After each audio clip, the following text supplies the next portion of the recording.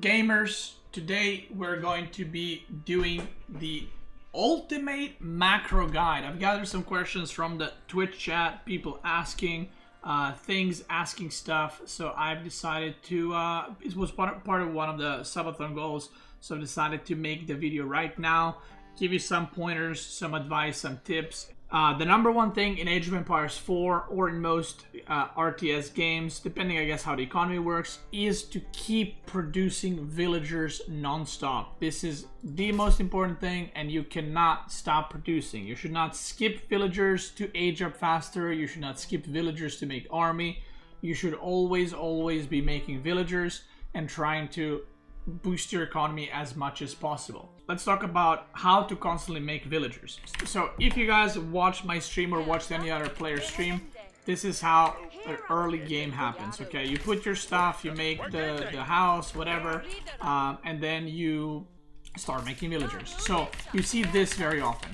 You see this? So I have scout hotkey on 1, let's say, and what players are constantly doing at a high level is this. The reason we do this is, unlike some people with 20 IQ believe, to spam APM, it is not that. It is to check the villager production. So I don't have to look here. I don't have to stare at the bottom of the screen. The more you use your scout and control and tab between your town center and the scout, you will see the production of the villager right here. You will see how far it is, so you know when to add the next one. You will know if the villager is in queue or not. So if the villager makes, if I'm just moving around my scout, I might not know when the villager is made. But because I'm constantly cycling through scout, I can, and the TC, which is 4 in my hotkey, I can see that the villager is not being made, so I can add a villager. Same thing, if I maybe need some food and I have 3 villagers queued up, I can remove 2 and then I can, you know, age up or make a unit or whatever else. So number one advice to constantly make villagers is to make sure you're scrolling through your town center. You don't have to do it like this, obviously, but you know, if you're moving your scout, get into a habit of checking your town center and checking if you're actually producing units, producing villagers. You need to, like I said, produce them constantly throughout the whole game. One thing that when I coach people in StarCraft 2 that helped them a lot is literally, if you're struggling with this, put like a little sticky note at the side of your screen that just says make villagers. Like literally at the top, maybe at the top of your screen. Now transitioning into how to make an army with it, right? Oh, I make villagers, but I forget to make an army. This is where, if you have production buildings on different hotkeys, so let's say I have my barracks on 5, it's the same thing. And again, this is another thing you see top players make, top players do. You have hotkeys on different buildings, so now when I'm moving my scout, or let's say I'm moving my army, I'm making villagers, and then I'm also scrolling through production. If you watch my streams, you will now notice this a lot more, but the same way you're scrolling through TCs to make villagers, you will get into a habit of scrolling through production buildings such as barracks, archer ranges, or stables to also produce those, and you will get into kind of like a rhythm when you're playing. You're not really going to think about it. Maybe at the start it will be a little hard, but the more you play, you're going to get that into a habit. It's going to become a muscle memory of you scrolling through and seeing like, oh, I don't have anything queued. Let me queue that up. Let me queue this up and continue on. Now, once you get into that habit, so you will start with a scout and TC, scouted and TC, and then you will slowly add barracks into that. So it's going to be scout TC barracks, scout TC barracks. And once you do that, if you want to produce archers, you will naturally transition to checking the archers as well, because you're checking the other ones too. There's no other way. This is how it's done. This is how you make sure your army is getting produced. When we play at the high level, I don't randomly click my barracks and I'm like, oh, I didn't have stuff queued. We constantly check. We constantly check. And that's something you just need to practice and get into. Now, how to do your upgrades on time. Let's start with the eco upgrades. And a lot of these answers are going to be connected. If you maybe guessed, maybe you didn't, but a lot of these things are going to be connected to your build order. So when do you get your eco upgrades? When do you get your town center? When do you make this? When do you make a blacksmith? When do you make a barracks? When do you make an archer range? This is all tied to a build order. If you want to learn Age of Empires 4, if you want to learn how to macro properly, you need a proper build order, because a build order is macroing, and build orders are efficient way of macroing, efficient way of getting from point A to point B. You can also do it yourself, and you can just randomly throw down the barracks and stuff, but you will be facing players who have more build order knowledge, more game knowledge than you. And let's say you're playing against a Joe. Joe has a build order guide that he's using, and you're using your own guide. You might be okay playing without a build order guide, but there will come a point where Joe will have 3 more spearmen and 4 more longbows, and you will have, you know, just simply less units. And the reason why Joe has more units is because he has followed a more efficient path to the same point, to the same endpoint that you both took. So, how to get upgrades or when to get upgrades. Eco upgrades you want to get as soon as possible. Not, I don't mean like the moment the game starts you get, you know, a mill and you get a wheelbarrow, but the first thing you want to do is age up. Now, this is obviously civilization dependent, so I'm talking in general. First thing you want to do is to age up, usually by putting 7 villagers on food, 3 on gold. And after that, you slowly want to add upgrades. You want to add wheelbarrow, you want to add double broadaxe, you want to add horticulture, mining specializations, and then you want to go into military upgrades from blacksmith, such as +1 range attack, +1 range armor, +1 melee attack, +1 melee armor, in that order. Now, if you are playing a civilization that does not require gold, like let's say you're going English, you don't need mining specialization if you're going to all in feudal, because you're going to be making spearmen and longbows mostly. So you don't need that, but you kind of want to get the eco upgrades that a lot of your economy is focusing on. This might be very broad, what I just said, but in general, following build orders will help you the most, because in those build orders, whether you watch mine or someone else's, you can clearly see when you're supposed to get an upgrade with that civilization by doing this build order, whether the build order is aggressive or rushing castle or something else. But in general, you never ever want to get +1 attack first and then get wheelbarrow or double broadaxe. First you get military economy upgrades, and then you get military upgrades after that. Another reason why you don't want to rush military upgrades: if I age up to feudal and I have 2 longbow and I get blacksmith and I get +1 weapons, what did I get? +1 damage for 2 of my longbows, right? It's a lot better to use the resources that you use to make blacksmith and upgrade to make 5, 6 more longbows, and then later make +1 for 8, 9 longbows, than just make +1 for 2, if that makes sense. So there's a point where upgrades are just not worth. Getting an upgrade, you know, for damage or, well, for damage is not really worth if it's on 1 unit, but if it's on 10, it becomes a lot better. Next thing. When to make production buildings. Now, again, this ties into build order guides that I mentioned. So, for example, if you're aging up with English, as you're aging up, you want to have 150 wood, and you're going to throw down the barracks as well. So that is part of the build order. When you're playing a defensive civ, such as China or Abbasid or any civ, and you're going for multiple town centers, or let's say second town center, so if your goal is to get stone, get wood, and get second town center, you make production buildings depending what your opponent is doing. So if you're on 2 town centers, your opponent is on 1, you don't just make spearmen blindly. You scout, you see, oh, the opponent is making knights, you make a barracks. Oh, the opponent is making archers, then you can make horsemen, or you can make archers of your own, right? But you don't blindly make production buildings if you're the one defending. If you're the one attacking on 1 TC, then you make production buildings by simply following a build order. So for example, if you're playing French or English, you want to attack as fast as possible. So if you are French, let's say, your School of Cavalry finishes, you put some villagers on wood. When you have 150, you make archer range, you produce archers. You don't react to your opponent as an aggressive player. You react to your opponent when you're a defensive player. Now, next thing, how to balance macroing and microing your army. This is a question I get very often. Like if I'm attacking, let's say I'm across the map. let's say I'm across the map. When do you look at your army and when do you look at your base to macro? Well, if you're using hotkeys, which you should, you can, while microing the army and moving longbows, you can still press number 4 where my town center is, I don't know where yours is, and still make villagers, still make army. So you don't need to look in the base. But sometimes you will need to relocate the villagers to farms, relocate them to deer, wall off, and do something. So you'll be in a situation where you have limited amount of actions, and you have to choose which actions are the best and kind of let some of the stuff go. You know, let them go in a more non-efficient way. So if I'm getting attacked right here, maybe I will do a move on the ground so my units fight, but then I'm going to go back in my base and I'm going to send these guys here, or I'm going to quickly make a couple of houses or whatever else.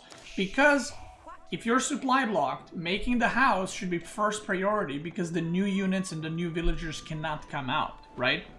If I'm just trying to, I don't know, make a pretty wall, but I don't need it right now, I'm not getting raided, maybe that's not a priority. Maybe make a wall when you have more time, where your army's moving around, right? I can do like a little wall now, like this, and maybe like this, right?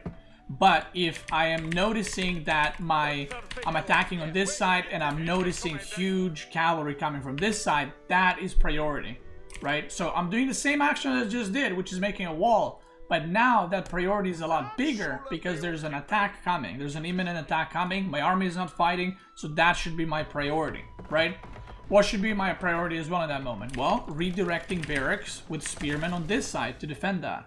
So macroing in any RTS game is a lot about prioritizing certain things. Now, if I had the time, by the way, I would also shift click, hold shift, and shift click the workers back on wood. If I don't have time, I'm just gonna slap the wall and then I'll deal with the workers later that are gonna go idle, right? That's also part of prioritizing. Sometimes you will see, by the way, when I'm playing, my farms look all pretty and good, and sometimes my farm look like this, right? And people are like, that's not efficient. Yeah, but I had no time. Right, I have no time to put the farms in a perfect like around TC like this. I had to micro my units. I had to fight. So some of these farms like this, like here, are not efficient. But it's better to make them not efficient than not make them at all, or in that moment to spend time picking where to put my farms and then lose the battle. Right.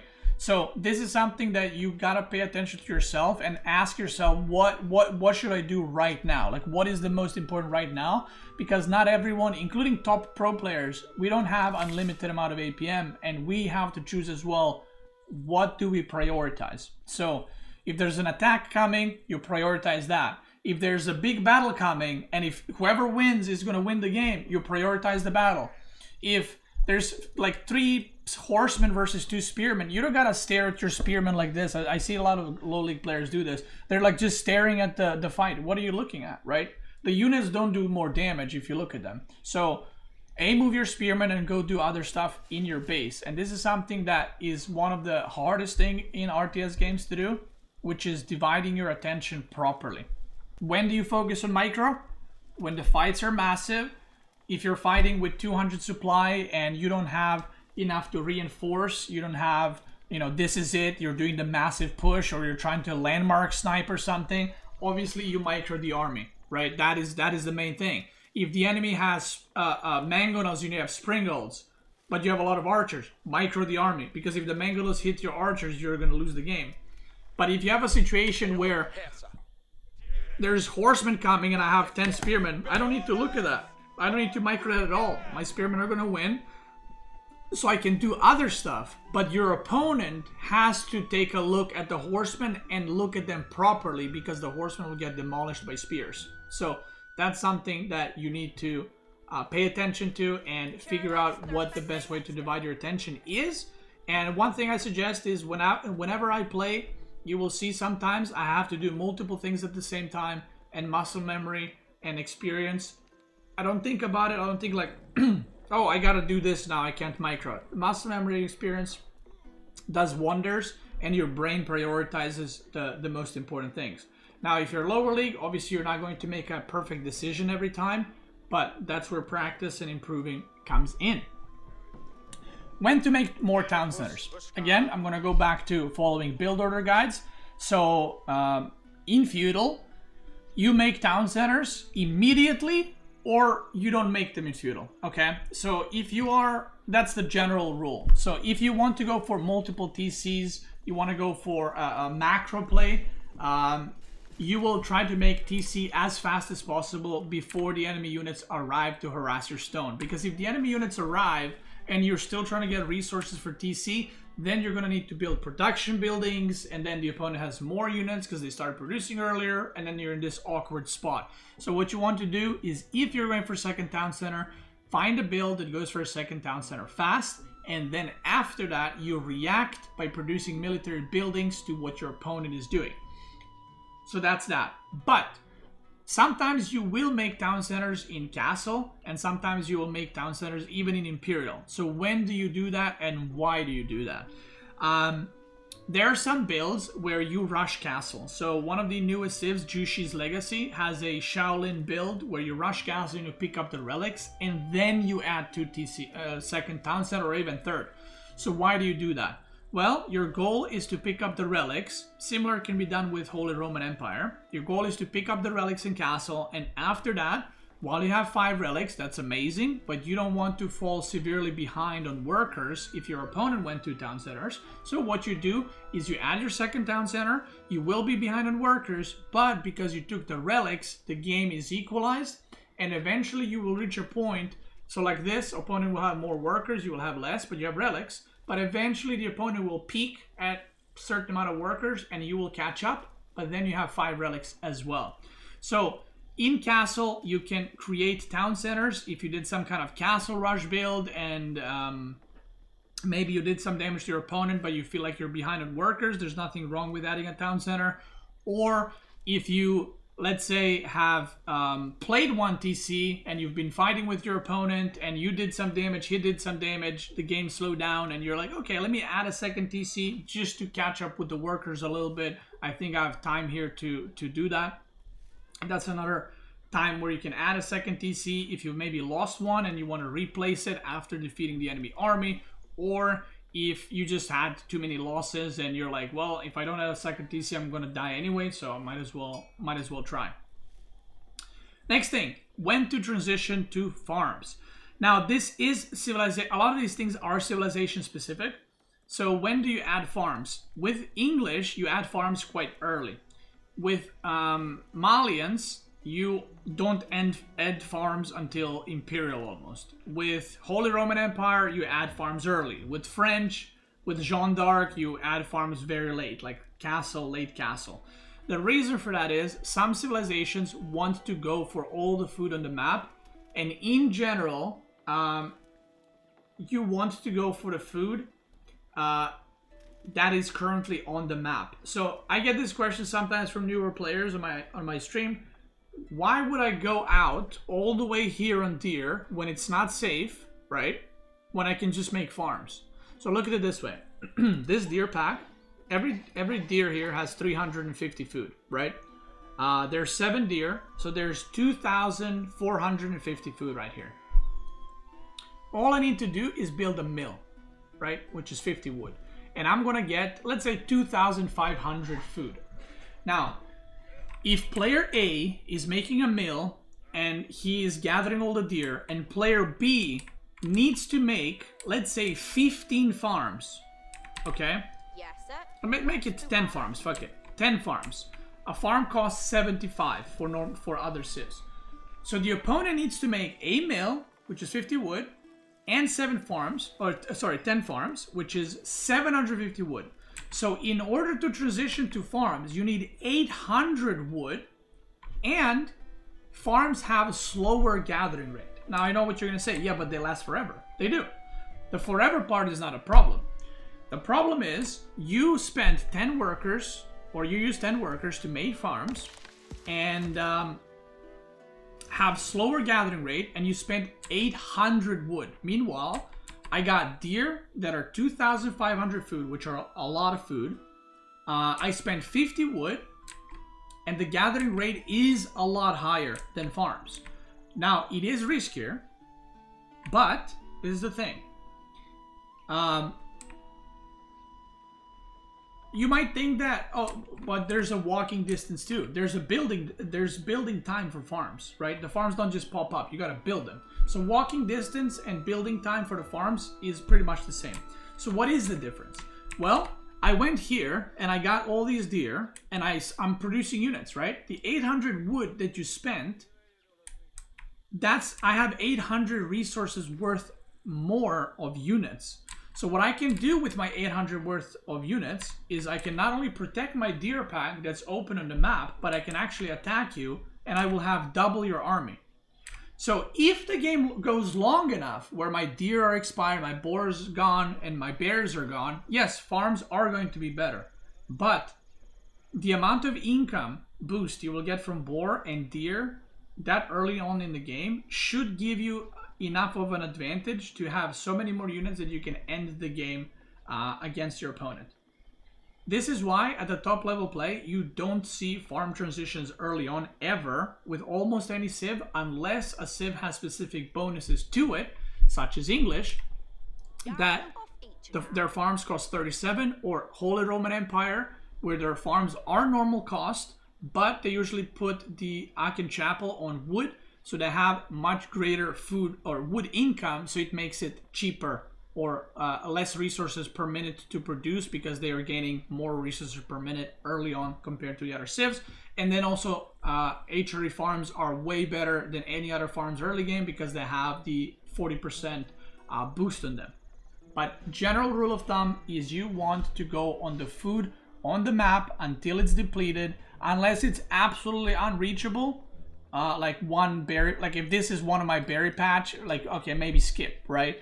But if I have deer here and I have boar here, you know, pull the boar here, make a mill, maybe make a tower or two, and get the resources. So that is the general rule. Yeah, farm. There's a lot of examples. Like Japan also doesn't need to go on the map. They have farms that are boosted by daimyo. So again, you gotta. I'm not gonna go through all 16 civilizations for every single thing that I'm talking about. There's a lot of information, but in general, first you deplete all the food on the map, then you go farms later on, and you usually want to transition to farms as you're on the last food source. So let's say I've gotten everything, and this is my last food source.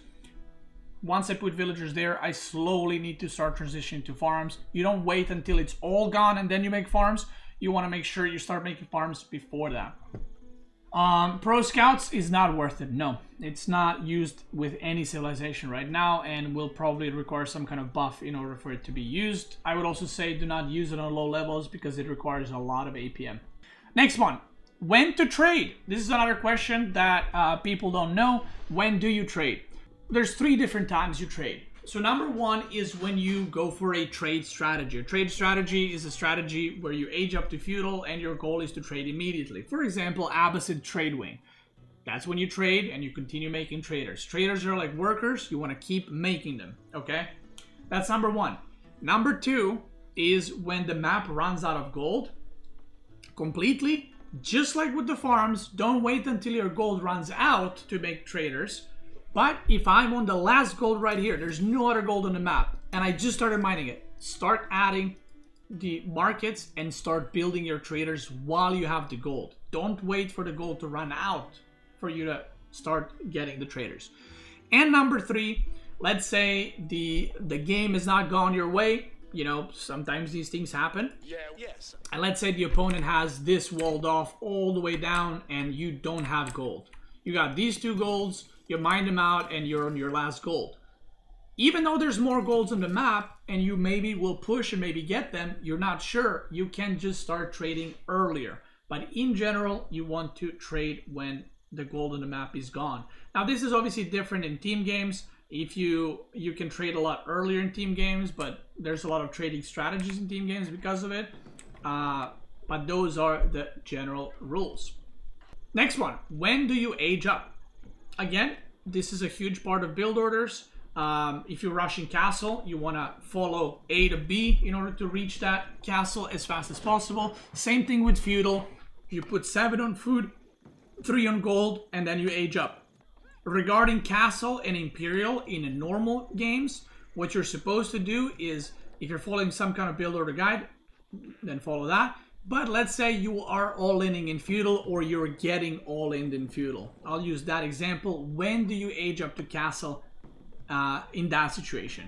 If you're doing the all-inning, if you are doing damage, and then there comes a point where you're like, okay, I have 50 workers, I just killed about 15, but I cannot finish the game for some reason. I don't know why. The opponent has too many counter units, you just can't push through, maybe they got too many towers, whatever, it doesn't matter. You can then take the next step by aging up, upgrading your units, and going again with higher quality units, right?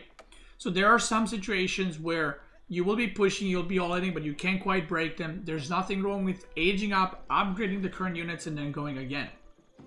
Obviously, you don't want to do this too early on, but if you're the aggressor, you will usually have the advantage of aging up because the defender does not know if you're going to stop attacking or not. If you're the one defending, when do you age up? When do you go from mass-producing units to defend to aging up? The time when you do that is when you get a decisive win. You can slowly start going into an age up. That doesn't mean, oh, I won the fight, I'm going to just stop producing units like that. I'm just going to quit producing units. No, no, no.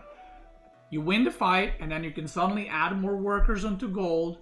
You can add more workers onto food, and still sprinkle in a unit or two. You know, you maybe scout your opponent. You see, okay, he's still producing units, so I'm going to still produce units. But because I got a decisive win, I don't need to produce as many units, and that's going to allow me to get castle, and then get the upgrades, and then we fight again. And the moment you age up as a defender, or as an aggressor, sometimes the opponent will immediately attack you because they don't want to fight against your upgraded units, and that is the time you want to avoid the fight a little bit, and then once your upgrades hit in, you go for it. How many workers to make? This is another question that is heavily discussed, and I've seen it on forums where people say, you want to have 60 workers, you want to have 80 workers, 90 workers is crazy. When I play pro games with certain civs, I have 160 workers. I've had games where I've reached 175, probably a little bit too many. In general, I personally go for between 140 and 155, depending which civ I'm playing. This might seem excessive. This might seem like you don't have units to fight. But as someone who is one of the... I mean, I am one of the best. I'm not one of the best. I'm not the best player in the world right now, but I am one of the best players in Imperial Age. You actually don't need big armies. And I know this might be weird because it's like, oh, but what if the opponent has 100 supply army and you have like 50 supply army? It doesn't matter because the opponent's 100 supply army will be a lot harder to replenish. With 150 workers, I can constantly spam units, and even if I'm trading one of your units for 3 of mine, with 160 workers, your economy is absolutely insane. The amount of production nodes you have is insane, and you can just trade into your opponent and win the engagements. Now, I don't think that a new player should have 150 workers, 160. I don't even think a Conqueror 1 should have that many. I would say if you're like Conqueror 3, I think 140, 150 workers is a good amount. I think if you are a newer player, I would probably say stop at 100 workers because you will benefit from having less workers and more army potential. If you are Diamond and maybe going up a little bit, you're you know, Platinum 3 to Conqueror 1, I would say you should start slowly extending from 100 workers maximum to maybe 120, 125 workers. But remember, the more workers you have, the more economy you have, which means the more units you will have. And Age of Empires games are often not about one fight and ending the game. It's about fighting, getting a good fight, and then keep reinforcing and keep trading with your opponent until they fall apart. So there it is. Next thing is keep placements. So I get asked about this decent amount. Keep placements. There's no good place to put a keep. Okay, the best place to put a keep is where you need it. So where do you want to put a keep? I'll give you a couple of examples. If you're getting all in, I'm castle, and my opponent is coming. He's feudal, he's out of food, there's nothing going on. If I just hold, I'm alive. Where do I put a TC? Let's say my farms are right here, right? My farms are right here, boom, boom, boom. I got gold, I got stone. And I got wood here. Where do I put a keep? I put a keep right here. Why? Protects my landmark, protects my farms, protects my gold, and stone. That's where I want to put it. Let's say I have no gold in the back, but I want gold. I need gold. I don't have any. Let's say this is the gold. I think I have enough units to hold, but all I need to do is secure the gold. Boom, I make a keep here. That's my #1 goal, is to protect the gold and secure the gold. Or let's say you're getting raided in Imperial. You also, if you have farms like this, like farm here, farm here, farm here, what you want to do is maybe make a keep in between or make a keep somewhere on there to prevent the raids or make them easier to deal with. Now, if it's a normal game and you are having a lot of, you have, enough stone, 900 stone for a keep, and the game is, nothing special is happening, what I would suggest is the best place to put a keep is on the middle of the map if there's a resource. Why on the middle? If my opponent is, let's say, spawning where the sacred site is, if I put a keep here, right? Example, right here. What does this keep do? I know the map is a bit scuffed but because there's no other player, but let's say this is the exact middle point between me and my opponent. What does this keep do? It doesn't defend any of my resources, right? But it will block out a small gold, it will block out a big gold. I can also mine this, right? If the enemy attacks, I can just garrison. But what it also does is it gives you a straight path to attack your opponent while having a reinforcement point. So instead of reinforcing in your base and then attacking, you can reinforce to a keep and then you have a shorter attack path. Now with that keep being there, your opponent, if he wants to attack your base, he needs to go around. And if he goes around and you see him, you can just attack straight into him, or you can intercept the army. So you have a lot of attack points from here on out. If my army is here, look at this. If my army is here, I can attack here, I can attack here, I can attack here. I can also retreat. If my opponent is looking at this keep, right? What are his attack points if he doesn't have trebs and rebs? His attack points are, he's going to go left or he's going to go right. You are removing the options for your opponent where he can move. And let's say your right side here is stonewalled like this, and you know that, then your opponent's path of attacking is just one, and that one is right here. So if I now position my army in this area, the opponent can't go anywhere. Okay? That's it. You've efficiently blocked your opponent from moving anywhere on the map. Another thing, if your opponent is trying to go for this gold now, right? Let's say there's a wall still here. If your opponent is trying to go for this gold, you can quickly relocate your army and make another keep here from there to there and block that one as well. This is something that is very often used at the top level play. It's called resource denying and managing to get the map control without actually attacking or doing anything. Technically, I'm not doing anything. I just made a keep. But that keep does a lot, right? But let's say that, you know, there's no resources there, because I don't want to make a keep like right here where there's nothing. If it's in between you and your opponent, you want to deny some resource. Hold a sacred site, at least something. Don't just make it blindly. Another place you can place a keep is going to be on the big golds.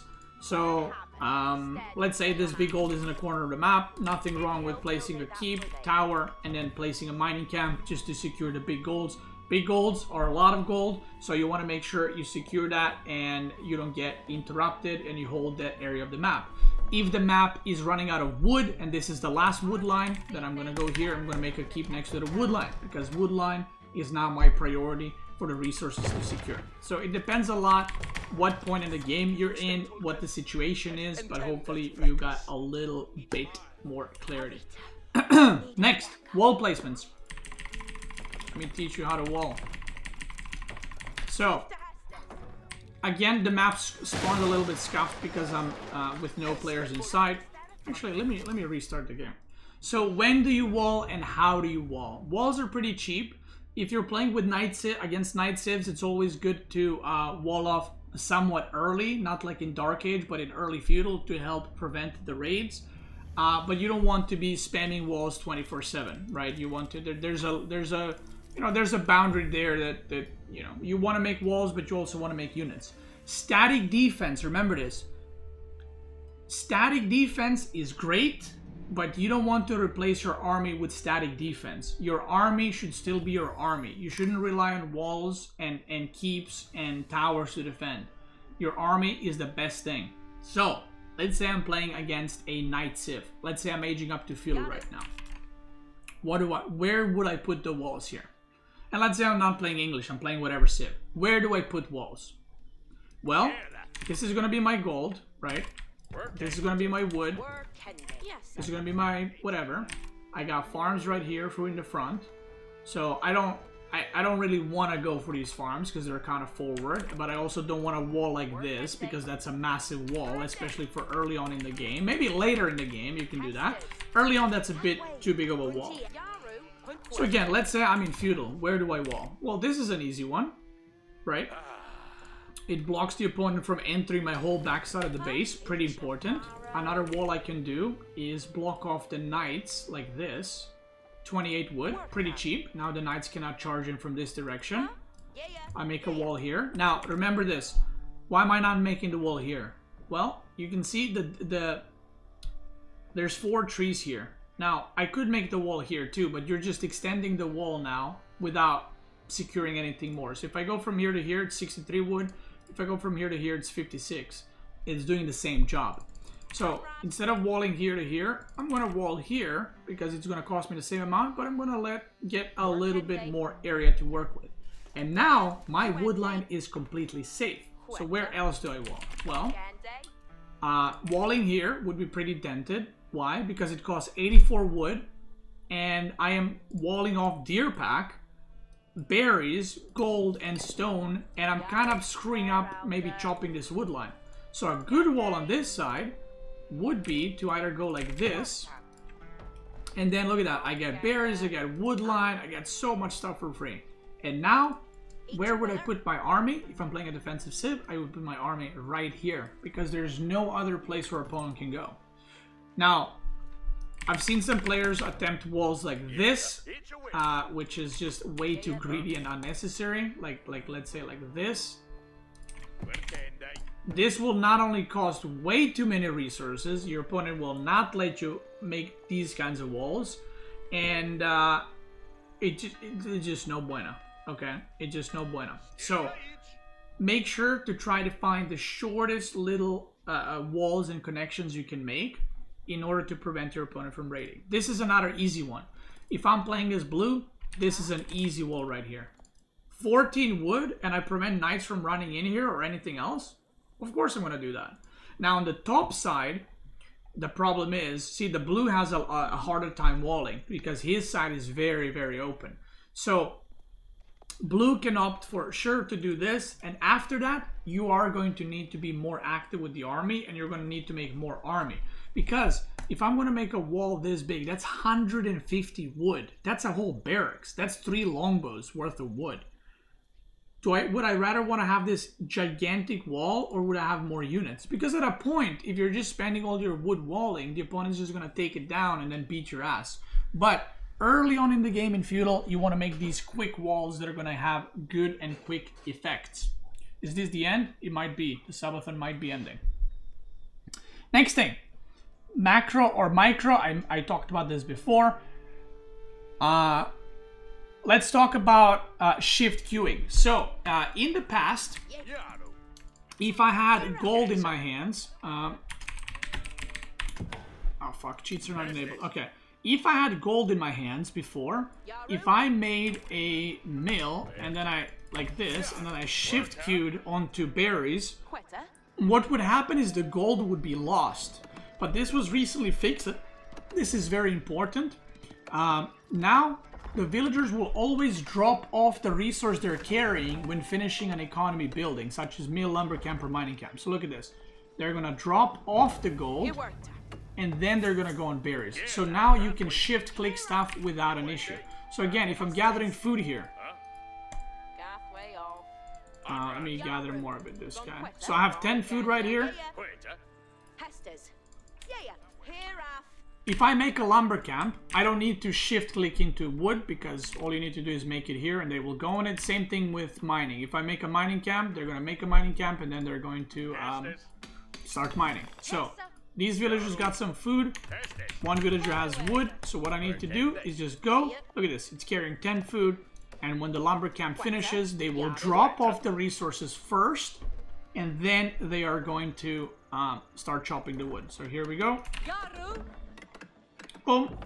Drop off whatever resources they're carrying. And then they're going to go work. This is very, very important. Because I still see a lot of players...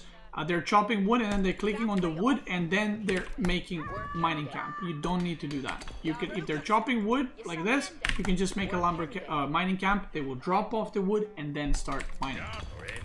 Another thing regarding mining and regarding resources that I am using quite a lot. You might have noticed it in my stream. You might have not. But this is a great way to macro, especially for golds and stones.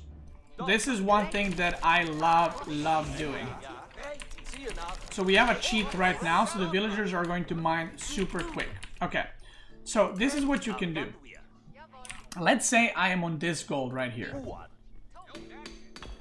And I'm mining this gold right now. Let me get wheelbarrow upgrade. So let's say I'm on this gold, and this gold is like 800 gold away, right? I'm gonna stop at like 1.5k because these guys are mining it super fast. So what I can do right now is what I've been doing for a while, and it's really efficient use of your APM and your multitasking. So let's say it's even lower. Let's say it's 300. You see it's about to expire, and you're like, oh, I gotta, like, soon I'm gonna need to transfer them.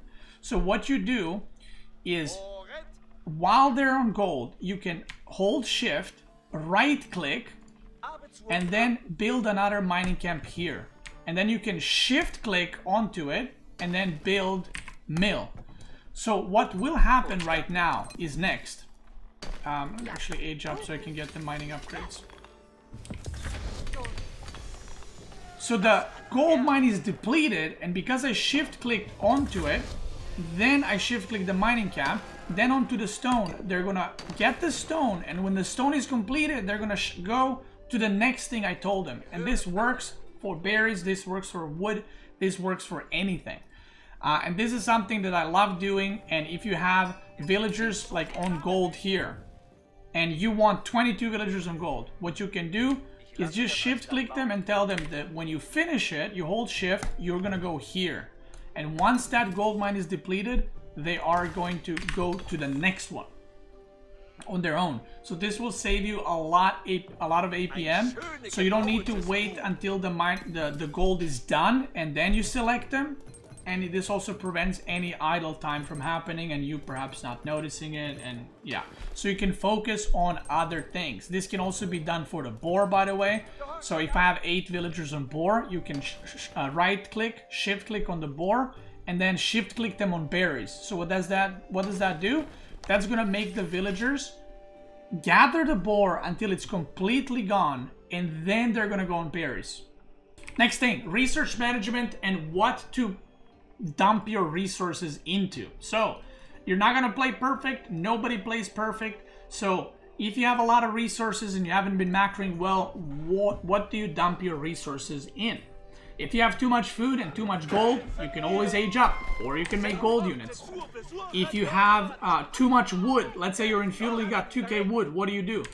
Throw down a couple of more production buildings, throw down 2-3 barracks, throw down 2-3 archer ranges, or if you have too much production, just make farms, right? Don't be like, oh, I still got food on the map, I don't want to make farms. If you already messed up your macro, that's okay. Just use your resources efficiently, okay? That's the most important thing. If you have too much gold, but you don't have food to make units, make a market and buy some food. If you need stone and you have too much gold, just buy the stone, right? You just need to use your resources. Don't be like, oh, I have 3k wood, I'm gonna save it for rams. Just use it for farms, or maybe even sell the wood. Just use it for something. As long as you're using your resources, it's better than just sitting there and doing nothing.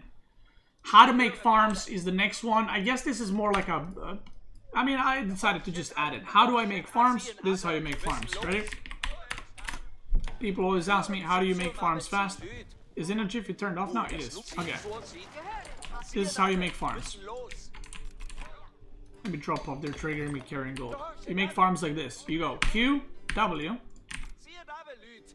and then you press QW, and then you press Shift.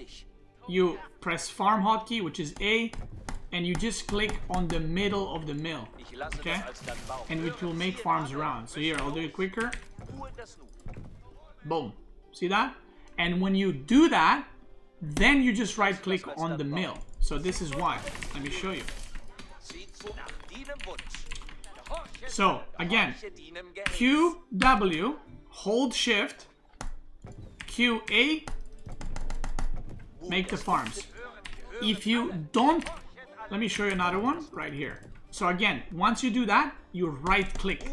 Why do you right click at the mill? If you don't right click at the mill and the shift command remains, what will happen is the villagers will first go and build all the farms and then they're gonna start farming, okay? But if you build the farms with shift and then you right click on the mill, what will happen is the villagers will still go build all the farms, but the moment the farm is available, they will start working. You see that? You see the difference between those two? And this is obviously way better because you will get more food. And now, once the left pack has done building all 8 farms, then they go to harvest. So, you always want to build the mill, build the farms with shift, then right-click the mill to make the villagers gather the moment one farm is completed. Same thing, by the way, can be applied to a town center. How do you build farms around town center? Same thing. Look. Holding farm, holding my mouse on the TC. See that? Boom. I can't build here because of the sheep. Doesn't matter how big the building is. If it's around keep in your deli. Okay, that one is a bit more wild, but in general, that's how you do it. Obviously, you can do something like this too. You can position them yourself, but that takes quite a bit more time. So, especially for mill, boom, right there. Another pro tip, if you have 16 workers, where are my workers? If you have 16 workers, how do you do the farms? You want to make 16 farms, and you want to make them efficient. Do this. Look, I have 16 workers selected right now. And now what I'm going to do is I'm going to put 8 here, and I'm going to put 8 here. Boom. That's it. Even if you, by the way, even if you split like 6 and 10, it's fine. It's more efficient than just putting 16 on the one spot. Right? Just try to, it doesn't have to be 8-8. Split it 6-10. Split it fucking 5-11. Doesn't matter. Next. How many fishing ships do you need per deep water fish and shoreline fish? Alright. If you have deep water, assuming distance is normal. What I mean normal is if this is your dock and this is the deep water fish, right? Here or here. That's a normal distance. You need 3 fishing ships if you're a normal civilization. And I would also advise getting the fishing gathering upgrade. So, if your first fish, deep water fish, is here and the others are there, you want to rally your fishing ships onto it and then they will go on their own and fish from the other ones. But if you have 1 deep water fish here, 1 deep water fish here, 1 here, 1 here, and your dock is here, put 3 fishing ships on this one, 3 on this one, 3 on this one, 3 on this one. If you're playing Rus, you only want 1 fishing ship per deep water fish. How many fishing ships do you want per shoreline fish? That depends how many shoreline fishes you have. So let's say you're playing on Rocky River, one of the new maps that has 4 fishes on per pond, okay? Only 4 shoreline, no deep water. Usually you want to make 1 fishing ship per shoreline fish to make sure that your investment is good enough to get the fishes out somewhat quickly.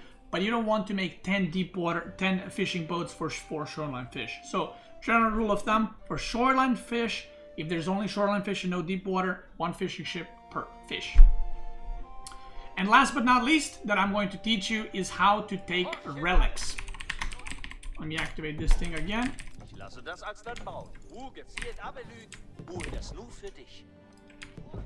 And let me show you. So how do you take relics the most efficient way without using your APM and your hands as much? Let's say I have 2 monasteries. I'm gonna queue up 2 prelates. What you can do is you can right click on the relic and then shift click back. And I can take the other monastery, right click the relic and then shift click back. And now what will happen is the prelates are going to come out, they're going to go pick up the relic, and then they're going to drop it off. So if you shift click back into monastery, they're going to go pick up the relic and drop it off.